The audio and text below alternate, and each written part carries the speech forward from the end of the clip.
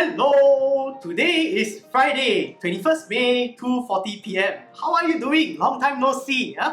Now, this video is supposed to be the group project, examiner's report and module wrap-up. To wrap up all the things that we have done for the past semester. I know it's a bit late, but better late than never, right? So now, first of all, I just want to say, think back to week 1 of the semester. Wow, remember week 1? Don't know, do you know Excel, pivot table, VLOOKUP, VBA coding? Don't know, right? Isn't it amazing how in 11-12 weeks, how far you've come. Now many of you can do all these Excel things. In fact, now being May, I know many of you are doing your internships.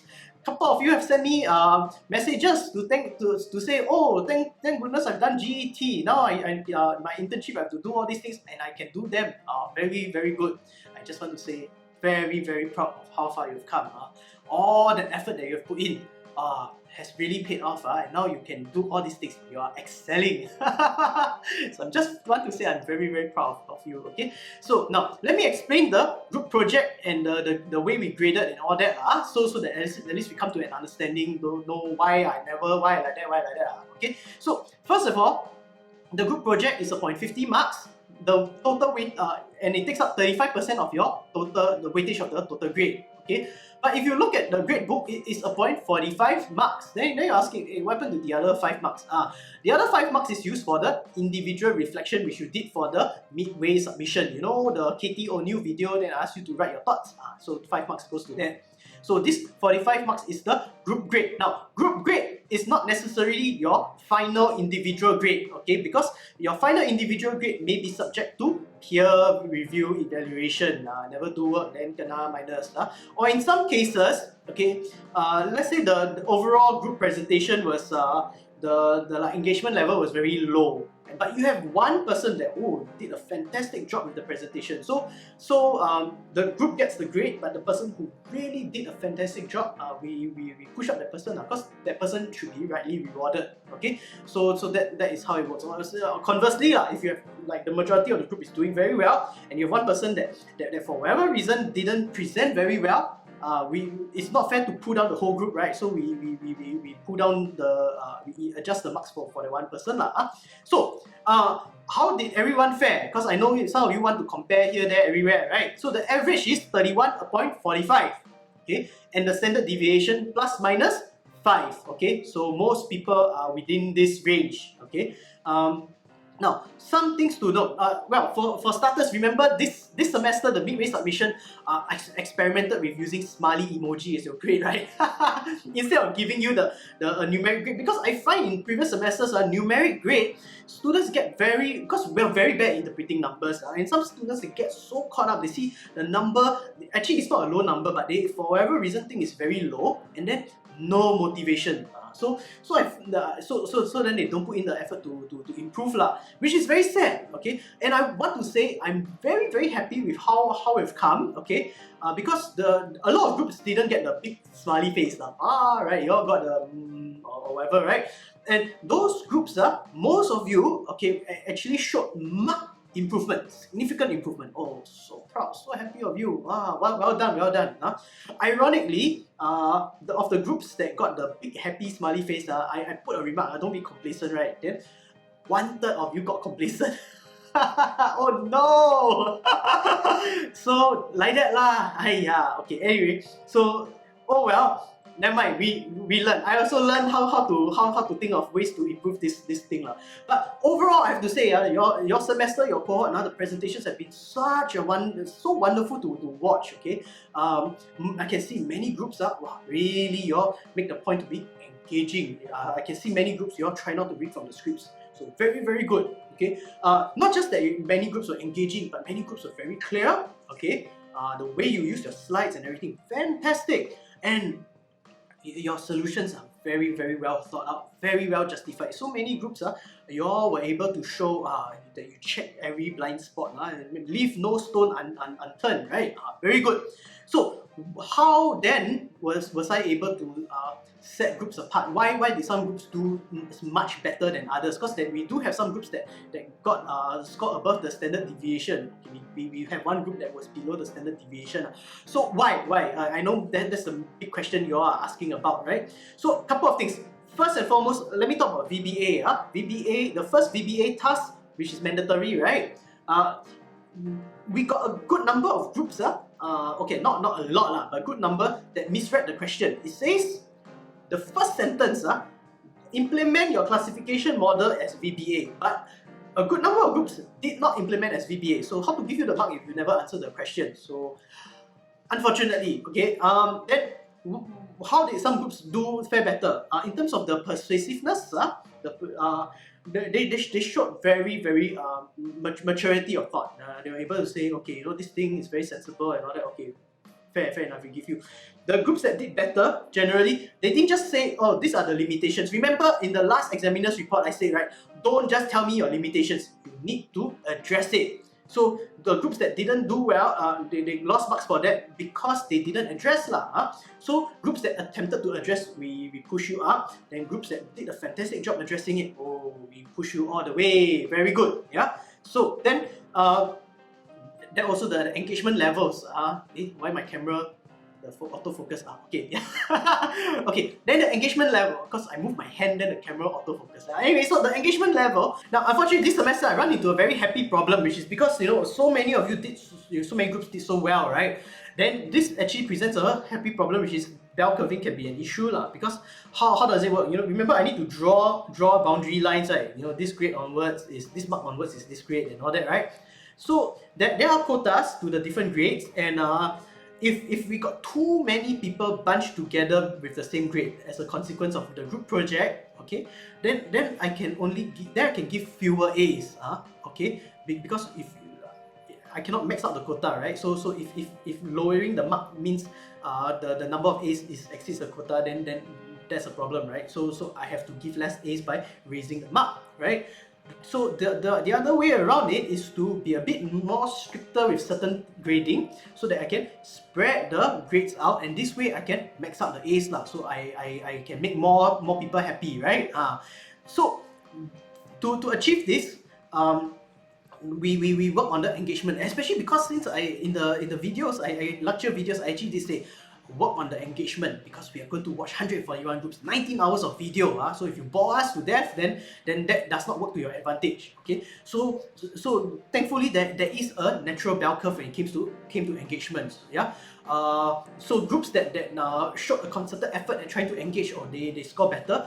Groups that really go all the way to engage, very good. We give you all the marks. Some of you sing song and all that, okay lah, that helps. Not to say that singing song actually gives you marks, because some groups, one person sing song, then the rest is like very boring. It evens out lah. So it's all about the overall experience of the video. Okay.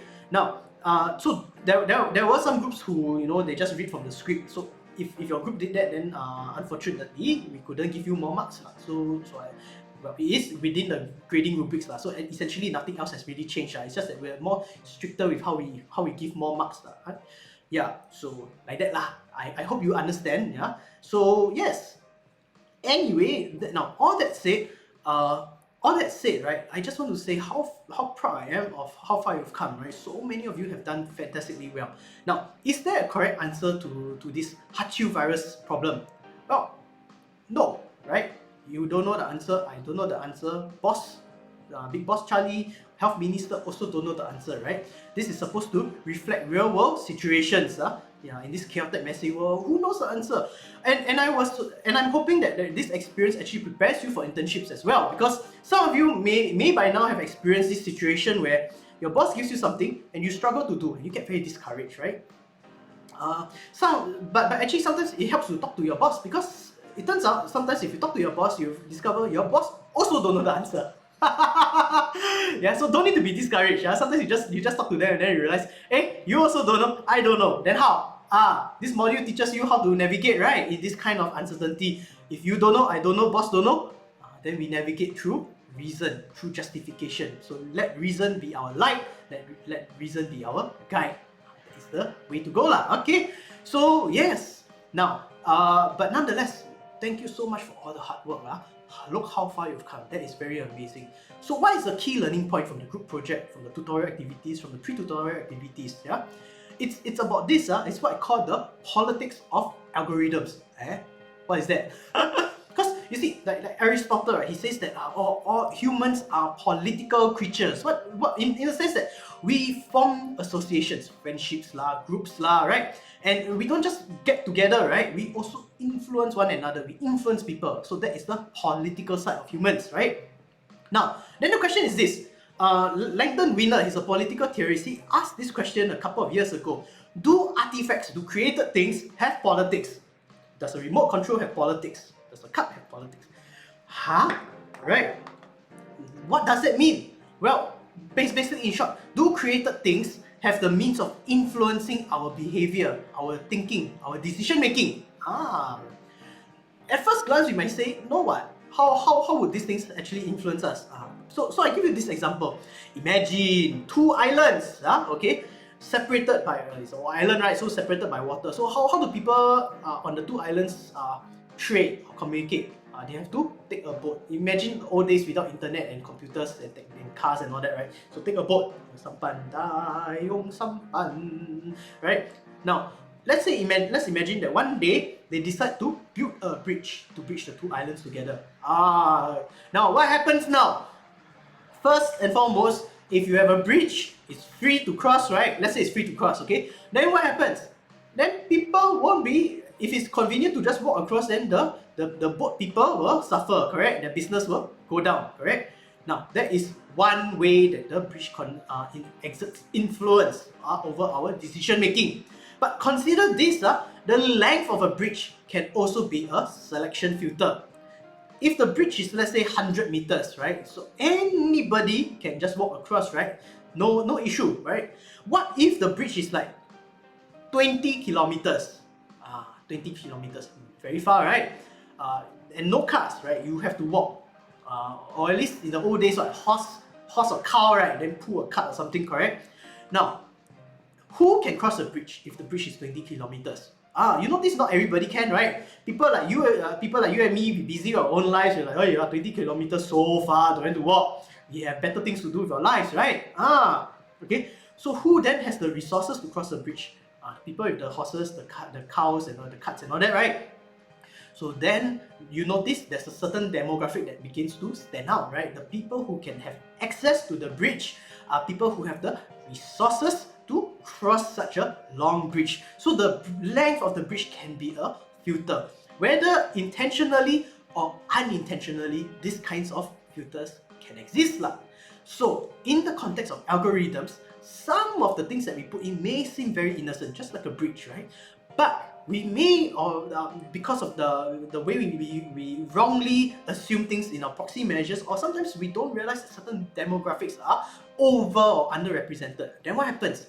Then we either favor or discriminate against certain groups of people. And this is what happens with as you experience with the algorithm that you made in your pre-tutorial, tutorial, and also in the group project. Notice how there is no way to win it. And just to draw back to lecture 1, right? Why do all these problems keep happening? Because we are trying to compute that which cannot be computed well. Humans are complex creatures, right? So the problem with is that we can't compute it well because we are dealing with a lot of intractable problems. They're so broad and all that, so messy and complex. It's very difficult to have a one-size-fits-all solution. Doesn't stop people from trying, right? Because if you can automate it, right, then wouldn't your life be easier? But automating also makes us more neglectful. So I hope that we learn to be more careful, more caring, also have a sharper eye to this. Okay, that is all I'll say. I won't bore you any further, and I just want to say thank you so much once again for your hard work. I do hope we stay in touch. Please take care, stay safe, and anything, feel free to drop me a message come and talk to me. Okay, so with that, I wish you all the best. Goodbye, see you, bye bye.